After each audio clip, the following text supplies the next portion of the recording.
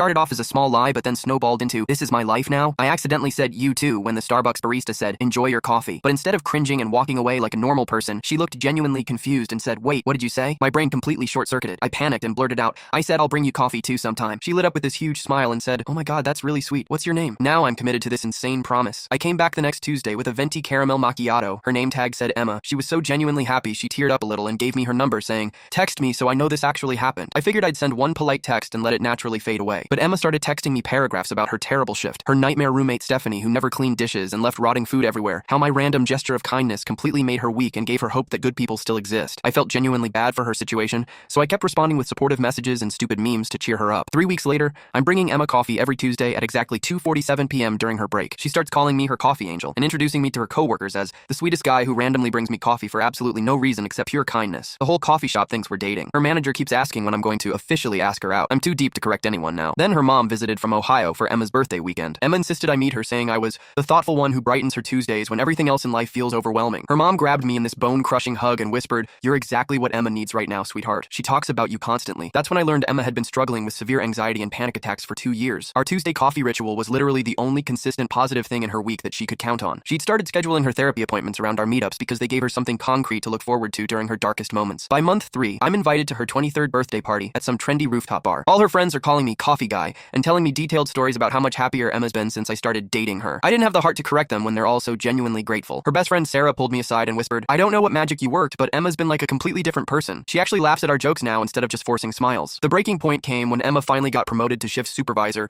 after months of anxiety about applying for the position. She wanted to celebrate at some fancy Italian restaurant downtown that she'd been saving up for. "I honestly couldn't have done this without our Tuesday tradition," she said, tears streaming down her face. "You've been my anchor when everything felt completely impossible. You showed me that I deserve good things happening to me randomly. I don't know how to properly thank you for saving my life." I realized I wasn't just bringing coffee anymore. I was accidentally someone's primary emotional support system and the foundation of their mental health recovery. Emma's therapist had apparently told her that having consistent positive social interactions was absolutely crucial for her healing process, and somehow I'd become that irreplaceable person in her life. Now I'm 4 months deep into being someone's weekly lifeline because I couldn't handle 30 seconds of social awkwardness at a coffee counter like a normal human being. Emma just texted me a 3-paragraph essay about how excited she is for me to meet her parents this weekend. They're flying in from Cincinnati specifically to meet the coffee angel who changed their daughter's life completely and helped her find herself again after losing hope. Her dad Richard apparently wants to take me golfing on Sunday morning to properly thank the young man who brought our Emma back to us when we thought we'd lost her forever. Her mom has been cooking my favorite meal all week, except Emma made up what my favorite food was because she was too embarrassed to admit she didn't actually know me that well. I'm completely trapped in being someone's accidental hero over a misheard "you too"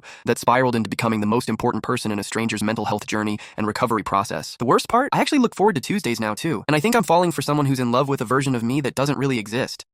What started